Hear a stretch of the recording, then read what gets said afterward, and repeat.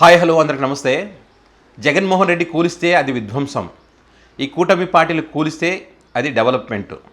జగన్మోహన్ రెడ్డి ఒక మతానికి సంబంధించి ఏదైనా మాట్లాడితే మత విద్వేషాలు రెచ్చగొడుతున్నటువంటి జగన్మోహన్ రెడ్డి, వీళ్ళు ఏదైనా మాట్లాడితే మత సామరస్యత కోసం తీసుకున్నటువంటి నిర్ణయం. ఏదైనా ఆలయాలకు సంబంధించి కానీ ఏదైనా చిన్న ఇష్యూ జరిగితే, ఎవరైనా ఎక్కడో చోట చిన్న ఇష్యూ జరిగితే హిందూ ధర్మం పైన, సనాతన ధర్మం పైన జగన్మోహన్ రెడ్డి దాడి. వీళ్ళు చేస్తేనేమో పొరపాట్లు జరిగినాయి, ఇంకోసారి జరగదు, క్షమించండి, ఇది జగన్మోహన్ రెడ్డి కుట్ర, దీని వెనుక జగన్మోహన్ రెడ్డి కుట్ర ఉంది, బయటికి తీస్తామని చెప్పి ప్రచారాలు. ఇప్పుడు తిరుపతి లడ్డుకు సంబంధించి ఏ రకంగా జరిగిందో మనం చూసాం. అదేవిధంగా అక్కడ తొక్కిసలాటకు సంబంధించి కూడా వాళ్ళు ఏం చెప్పారు, సింపుల్గా వచ్చి పవన్ కళ్యాణ్ గారు సారీ అని చెప్పి వెళ్ళిపోయారు. అక్కడ ఉన్నటువంటి అధికారుల మీద చర్యలు తీసుకుంటామని చెప్పి మళ్ళీ తిరిగి అదే చోటనే వాళ్ళకు పోస్టింగ్లు ఇచ్చినటువంటి పరిస్థితి కూడా మనం చూసాం. అదే కనుక జగన్మోహన్ రెడ్డి చేసి ఉంటే కనుక ఇప్పటికీ రచ్చ చేసేటువంటి వాళ్ళు. అయితే ఇప్పుడు కాశీనైన క్షేత్రానికి సంబంధించి బద్వేల్ నియోజకవర్గ ప్రాంతంలో ఏదైతే ఉందో ఆ క్షేత్రానికి సంబంధించి కూల్చివేసినటువంటి పరిస్థితి. అంటే 30 సంవత్సరాలకు పైగా అన్నదానమే ప్రధాన లక్ష్యంగా, అందరి ఆకలితో వచ్చినటువంటి ప్రతి ఒక్కరి కడుపు నింపడమే లక్ష్యంగా ఎన్నో చోట్ల ఆశ్రమాలు ఏర్పాటు చేసి గో సంరక్షణ కూడా చేస్తున్నటువంటి క్రమంలో పాడుబడినటువంటి దేవాలయాలు కూడా అభివృద్ధి చేసినటువంటి ఒక బాధ్యతను తీసుకున్నటువంటి కాశీనైన క్షేత్రం, జ్యోతి క్షేత్రానికి సంబంధించి కూల్చివేయడం మనం చూసాం. ఈ కూల్చివేసిన తర్వాత ఇక్కడ నారా లోకేష్ గారు ఒక మంచి పని చేశారని చెప్పొచ్చు.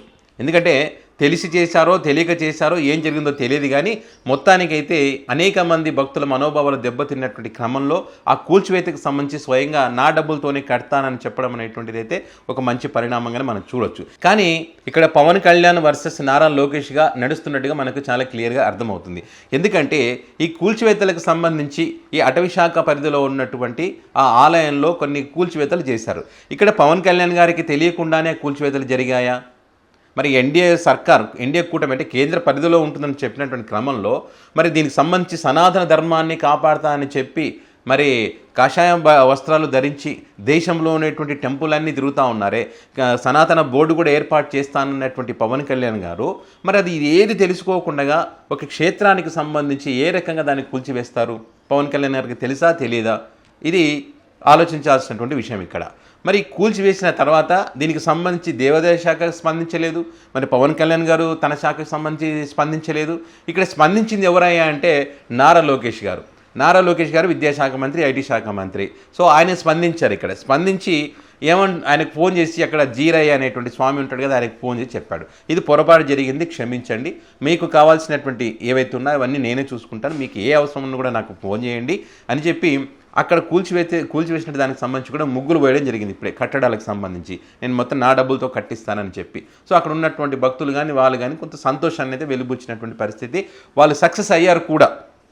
ఎందుకంటే కాశీ క్షేత్రానికి సంబంధించి కూల్చివేస్తూ ఉంటే తీవ్రమైనటువంటి వ్యతిరేకత వచ్చింది.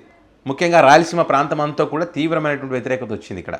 సో వాళ్ళకి అర్థమైపోయింది, ఖచ్చితంగా ఇదే కనుక ఇదే రకంగా వదిలేస్తే కనుక కష్టమని చెప్పి ఈ రెడ్డి సామాజిక వర్గం కూడా అలర్ట్ అయ్యారు వాళ్ళు కూడా. అదేవిధంగా వివిధ ప్రాంతాల నుంచి ఈ క్షేత్రం గురించి తెలిసినటువంటి వాళ్ళు అన్నదానం చేసేటువంటి ఒక క్షేత్రం పైన ఈ రకంగా దాడి చేస్తారా? తీవ్రమైనటువంటి వ్యతిరేకత వచ్చినటువంటి పరిస్థితి.